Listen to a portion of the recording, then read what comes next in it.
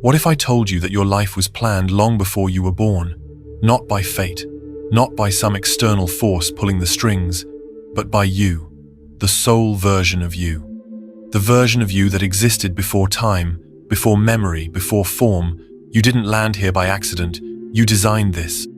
Everything the family you were born into, the challenges that keep showing up, the people who shake you, shape you, inspire you, or hurt you, it was all chosen. Not for drama, not for chaos, but for growth. Deep, soul-level growth. The kind that can only happen when you're immersed in the mess and mystery of being human. So if you've ever asked yourself, why is this happening to me? What if the real question is, why did I choose this for myself? That shift changes everything. Think about it. Why are you you? Why this body, this place, this moment in history? Why were you born to that family, with those specific parents, those siblings, or the absence of them? Why were you handed those particular wounds, those precise gifts, those repeating emotional patterns that seem to show up again and again no matter how much work you do? It's not karma punishing you. It's not luck. It's architecture. It's design. It's a soul contract and agreement made in the realm of spirit, where you chose the blueprint of your human experience. And you didn't do it alone. Other souls were there, guides, teachers, even the ones who would play the most painful roles in your life. All of them agreed. They chose to be part of your evolution, and so did you. Because your soul isn't here for comfort. It's here to expand. And expansion doesn't come from ease. It comes from experience. It comes from being cracked open and remade. The more you wake up to this truth, the more your life begins to make sense. That toxic relationship that almost broke you, it taught you boundaries. That failure that made you question your worth, it taught you resilience. That moment when everything fell apart and nothing made sense, it was the beginning of your becoming. These aren't random chapters, they're curriculum, designed by you, for you.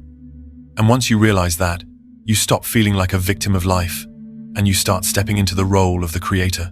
You start to remember. But here's the twist: when you were born, you forgot all of it. Every detail, every reason, every plan. That wasn't a mistake. That was part of the agreement too. The forgetting is built into the system. Because if you came into this life remembering everything, your lessons, your purpose, your karmic debts, your soul agreements, there would be no true growth. You'd just be playing out a script you already knew.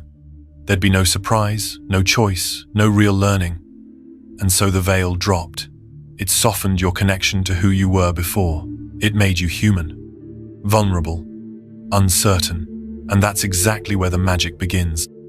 The veil isn't a punishment, it's a tool. It creates the conditions necessary for authentic evolution. It's what makes your choices meaningful. Without it, free will would be an illusion. Every time you fall, rise, love, grieve, forgive, or create, you're doing so without a guarantee of what comes next. That's courage. That's the raw edge of spiritual growth.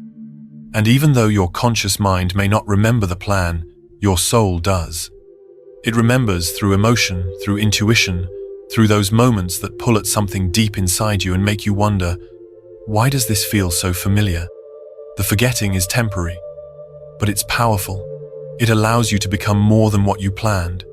Your soul contract isn't a fixed destiny, it's a foundation. You're not locked into it. You're meant to build on top of it, to surprise even yourself. That's the paradox. You designed the outline, but life gives you the pen. You can rewrite any chapter. You can change direction at any time. But to do that, you have to start listening. You have to tune back into the signals your soul has been sending you all along. Because the contract never left. It's not out there somewhere. It's inside you, waiting for you to remember. The universe is always speaking.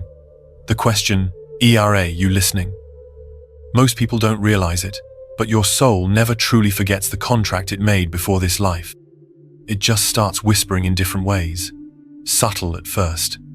Like the feeling you get when you meet someone for the first time but feel like you've known them forever. Or those strange, persistent dreams that leave you wondering why they felt more real than waking life. It's easy to dismiss these things as coincidence or imagination, but they're not. They're clues. clues planted by your own soul breadcrumbs left for you to find your way back to your truth, back to your mission, back to the deeper reason you came here. Start noticing what keeps showing up in your life, not once or twice, but over and over again, in different forms. It might be a specific number that appears on clocks, license plates, receipts. It might be hearing the same message from 3 completely different people within a week. It might be a book that randomly falls off a shelf and opens to the exact line you needed to read. These aren't accidents. They're synchronicities, and they're one of the main languages your soul uses to get your attention. You'll start thinking about an old friend out of nowhere and they call you. You'll be debating a big decision, then overhear a stranger say the exact thing you needed to hear. You'll see a symbol or a word that keeps appearing again and again like it's following you. These aren't just moments of luck. They're moments of alignment. They're the places where the invisible part of you is trying to nudge your conscious self into awareness.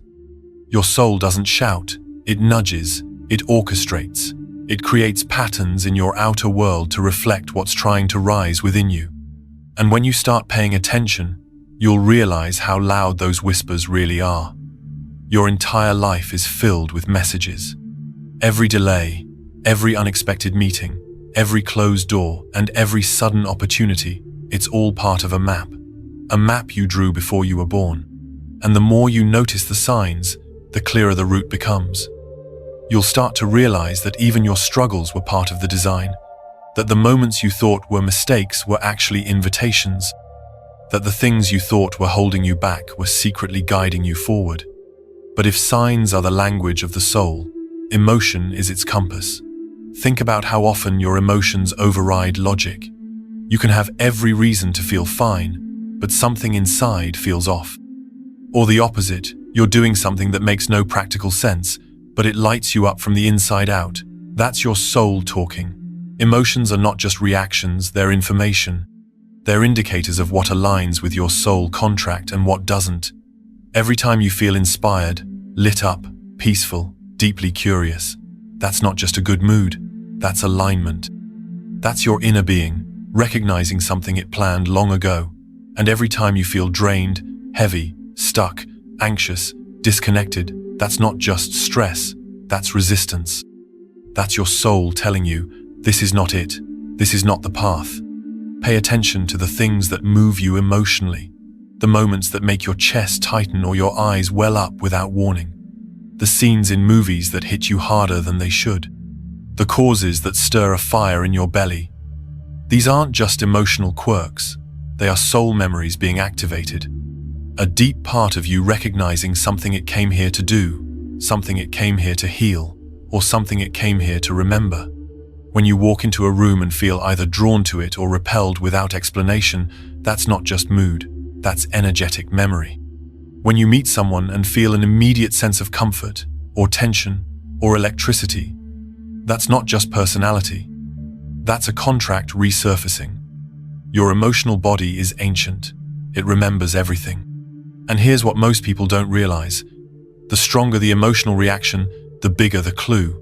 That person who triggers you the most, that's not random irritation. That's likely a soul agreement, someone showing you a part of yourself you're meant to heal or reclaim. That situation that brings you to tears every time you think about it. That's not weakness. That's your higher self showing you where the gold is buried. Emotions don't lie. They're honest in ways your thoughts will never be. They don't need to be rational, they just need to be felt. And once you start honoring them, not resisting them, they'll begin to guide you back to yourself. So many of us are trained to numb or avoid our emotions, especially the uncomfortable ones. But that's like turning off your GPS because you don't like where it's pointing. Discomfort is not the enemy, it's data. It tells you where you're out of alignment and what needs to be addressed. The more you lean into your emotional reactions with curiosity instead of judgment, the faster you'll reconnect with your purpose. You'll stop asking why things are happening to you and start asking what they're trying to awaken in you. Your emotions are the voice of your soul translated into feeling. That knot in your stomach is a message.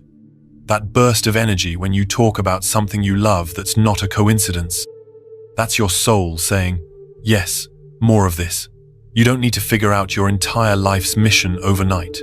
You just need to follow the thread, follow what feels real, what feels electric, what makes you feel like you've come alive. And over time, step by step, the path you designed begins to unfold, not because you forced it, but because you finally started listening. Some people enter your life and nothing is ever the same again. It's not because of what they did or said, but because of how they felt. There's a familiarity that defies explanation, a connection that seems older than time. And sometimes, just as suddenly as they arrive, they leave changing everything without fully understanding why. These people are not accidents. They are soul appointments, chosen long before you ever met. You crossed paths, not by coincidence, but by contract. In the space between lifetimes, you made an agreement. Meet me there, help me grow, trigger something in me that I wouldn't reach on my own. Some will lift you, some will break you, but all will awaken something essential. Your soul remembered them long before your mind did. Sometimes that connection feels like instant comfort. You talk for hours without trying. You share truths you didn't even know you were holding. Other times it feels more turbulent, like friction you can't explain. Maybe you keep attracting the same kind of person over and over again. Not because you're doing something wrong, but because your soul is still trying to learn what it came here to master. These people are mirrors. And the closer the connection, the clearer the reflection. They show you where you're healed and where you're still raw. They reveal your gifts, your wounds, your blind spots. And often, the very person you try hardest to avoid holds the key to something your soul is desperate to reclaim. There are teachers disguised as friends, challengers disguised as lovers, healers disguised as enemies, and all of them are playing roles you ask them to play. That doesn't mean you have to keep them in your life. Some contracts are temporary. Their purpose is to catalyze a shift, and once that purpose is fulfilled, the contract dissolves. Trying to hold on to a soul who's meant to leave can feel like betrayal, but it's actually liberation. They weren't here to stay. They were here to wake you up. On the flip side, some souls stay for the long haul. They're your soul family, the ones who feel like home, even if you just met. These relationships may ebb and flow, but the connection remains steady beneath the surface. Their role is to walk with you, to remind you when you forget who you are, to anchor you when life tries to scatter you. But how do you know who's who? Watch what they bring out in you. Do they push you toward your higher self, even if it's uncomfortable? Do they challenge your patterns, your beliefs, your identity? Or do they reflect your light back to you, reminding you of your essence when you lose sight of it? Every soul you encounter is either expanding you or revealing where expansion is needed, and some do both. Especially those with whom you have karmic, tight, unfinished stories from other lives. These relationships often feel intense, magnetic, and sometimes confusing. You'll feel like you've known them forever, and yet you're constantly navigating chaos. That's because there's something deep to resolve, something that goes beyond this life. And until the lesson is integrated, the contract remains active. Remember, not every contract is supposed to be lifelong, and not every person who leaves was meant to stay. What matters is what they activated in you. Did they awaken a strength, force a boundary, inspire a dream, open your heart? If so, they fulfilled their part of the agreement. You don't need to hold on to the person to honor the impact. You just need to recognize the role they played and carry the wisdom forward. Your soul is constantly orchestrating these encounters to guide you back to your path. The ones who shake you the most often bring the greatest growth. The ones who feel too familiar to explain are reminders of your deeper story. Pay attention to who enters your life during key transitions. Pay attention to who leaves just as you begin to rise. Every entrance and exit is perfectly timed. You may not understand it at the moment, but your soul does. And while these people help you remember pieces of your path, there's another source of guidance that is equally powerful: your patterns, the loops you find yourself in, the stories that seem to play out again and again in different forms. You might think you're making fresh choices, but then realize you're back in the same emotional spiral, the same relationship dynamic, the same kind of job or situation that leaves you feeling unfulfilled. That's not failure. That's feedback. Your soul uses repetition to get your attention. If a lesson isn't learned, it shows up again, louder and more urgent, not to punish you, but to wake you up. Because awareness is the key that breaks the cycle. Take a moment to zoom out. Look at the themes that keep showing up in your life. Are you always the fixer, always putting others first until you're depleted? Do you constantly attract partners who reflect your deepest insecurities? Do you keep sabotaging opportunities right before they blossom? These aren't just habits, they're messages. They reveal the specific growth your soul signed up for. They point to the aspects of your contract that are still unfolding. And once you start decoding these patterns, you begin to reclaim your power. When you notice a pattern, don't judge it. Don't shame yourself for repeating it. Ask, what is this trying to teach me? What belief is this pattern reinforcing, and is it really mine? Often, these patterns are rooted in past life experiences or early soul lessons that haven't been fully processed. They aren't here to define you, they're here to free you. Because once you learn the lesson, the pattern no longer needs to repeat. You graduate from that level of your contract and move into the next. But some patterns aren't about breaking, they're about honoring. Some patterns reveal your gifts, like how you've always been the one people come to for advice, or how you've naturally led groups, healed others, created beauty, sparked inspiration without ever trying. These patterns aren't random either. They're evidence of your soul's preparation. The skills you've carried over from other lifetimes. The traits you chose to embody in this one. When you notice what comes easily to you, what others admire, what you love to give, those are the tools you brought with you to fulfill your mission. And your job isn't to fit them into someone else's mold. Your job is to trust that those gifts are your path, that they're not extras, they're essentials. So the next time you find yourself in the middle of a familiar loop, whether painful or empowering, pause. Ask yourself, what is this pattern trying to show me? And how can I respond differently this time? That's how you change the story. That's how you step into conscious creation.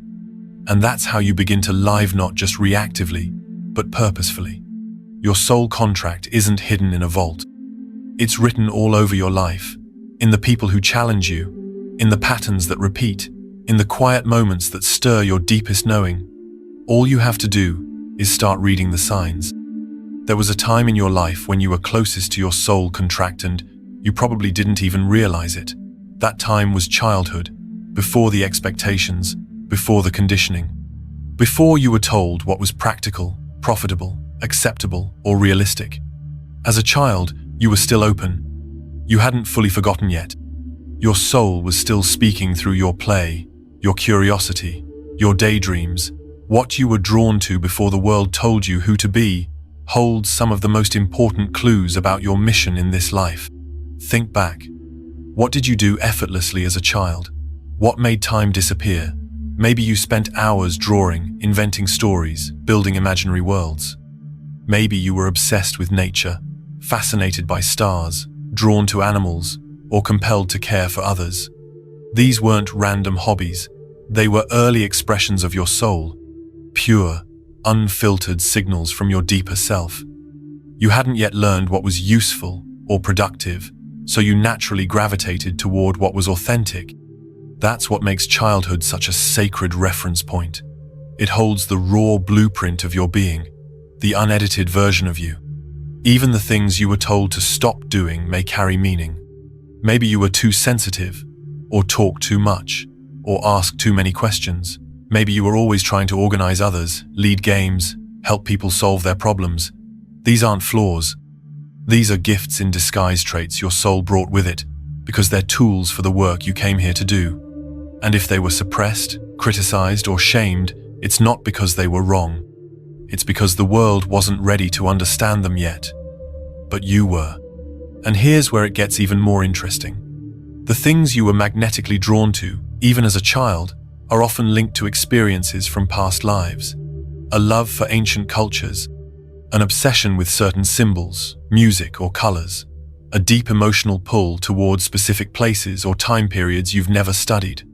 These fascinations are echoes, resonances, your soul remembering where it's been and what it wants to carry forward.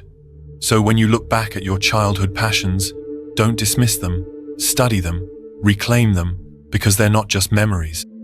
They're messages, and they're still waiting to be fully expressed through you. Now, as an adult, with layers of forgetting and distraction piled on top, it's easy to feel disconnected from that original essence. But your soul hasn't gone anywhere. It's still right here, waiting for you to remember how to hear it. And one of the most powerful ways to reconnect with your soul contract is to create space for it to speak. Not with logic, not with planning, but with presence, stillness, inner listening. When you start giving yourself moments of quiet, real quiet, not scrolling, not distracting, you'll notice something happens. Your thoughts begin to slow down, the noise starts to fade. And in that space, another voice starts to emerge. A deeper voice, a wiser voice. One that isn't trying to convince you of anything, it just knows. That voice is your higher self. The part of you that remembers the plan. The part of you that still holds the contract.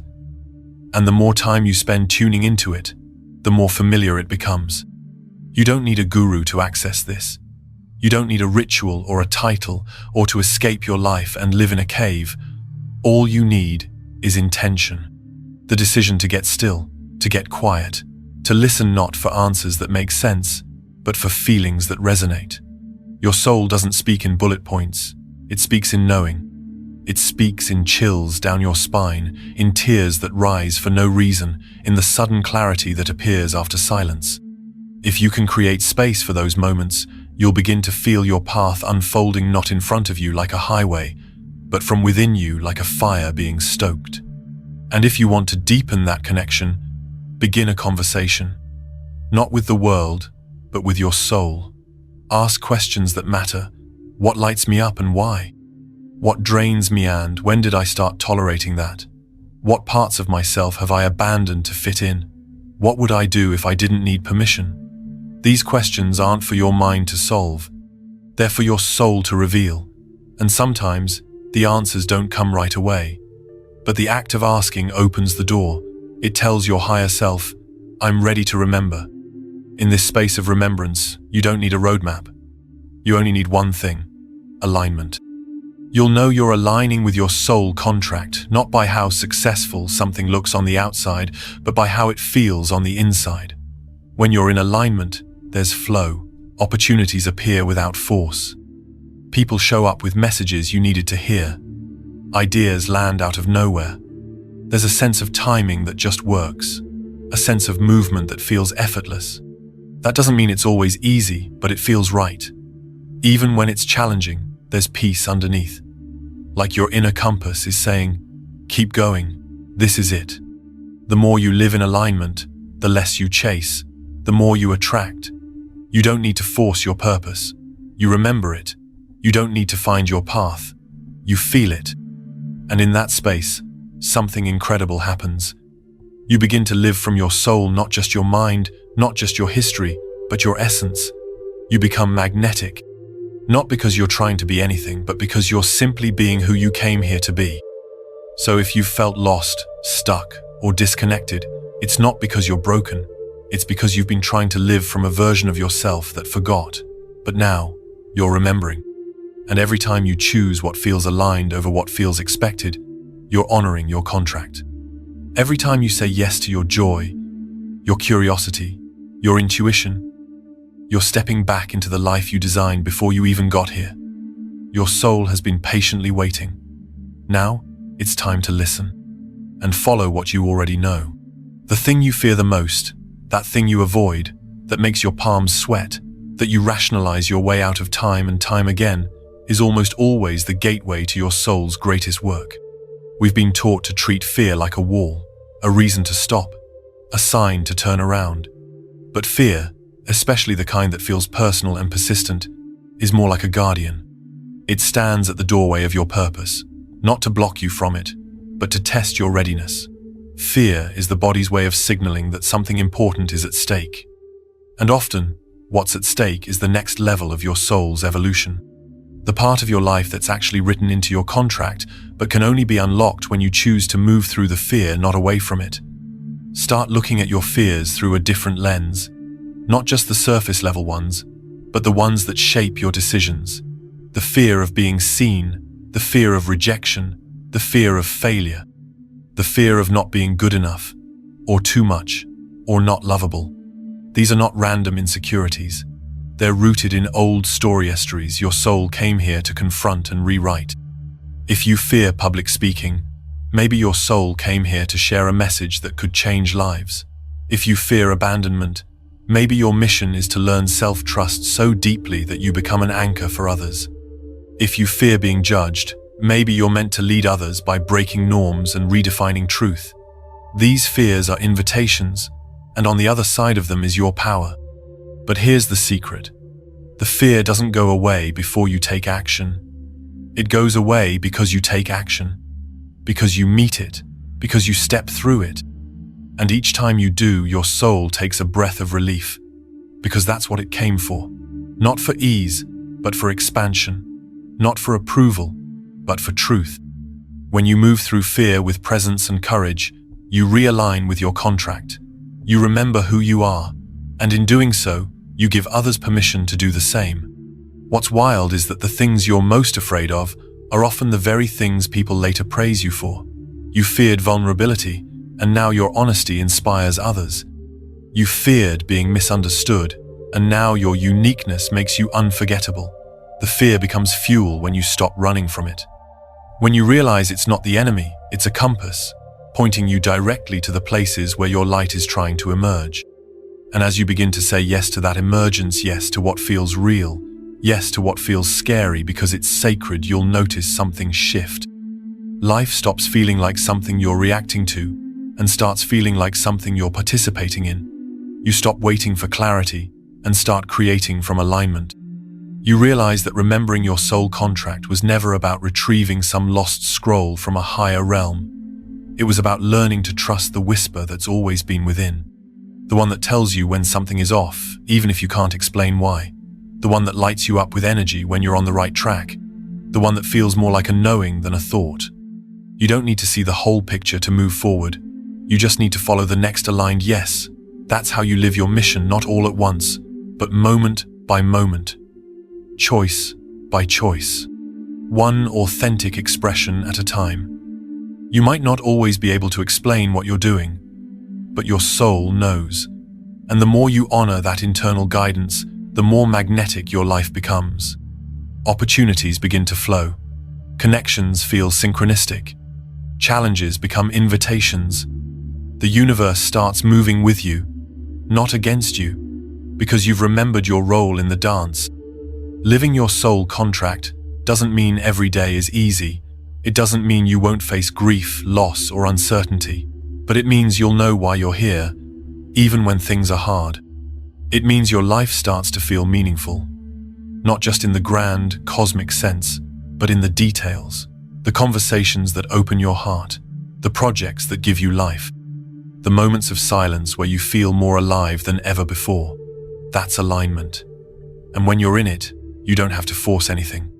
You become a living expression of the very thing you came here to remember. This is the paradox. Your soul contract isn't something outside of you that you need to discover. It's something inside of you that you slowly uncover by trusting your instincts, by following your curiosity, by moving toward what feels real and away from what feels false. You don't need to chase your purpose. You just need to clear the noise that's been keeping you from hearing it. It's already here. It always has been.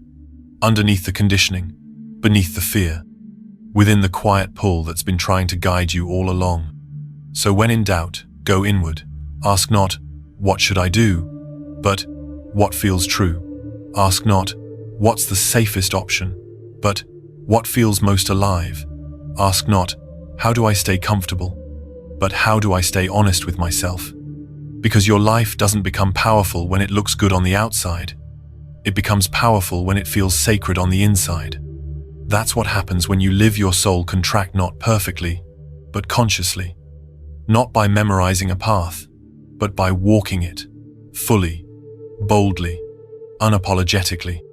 And with every step, you remember more of who you are. You remember that this life, with all its twists and turns, isn't something happening to you. It's something you designed, with love, courage, and purpose. And now final, you're ready to live it.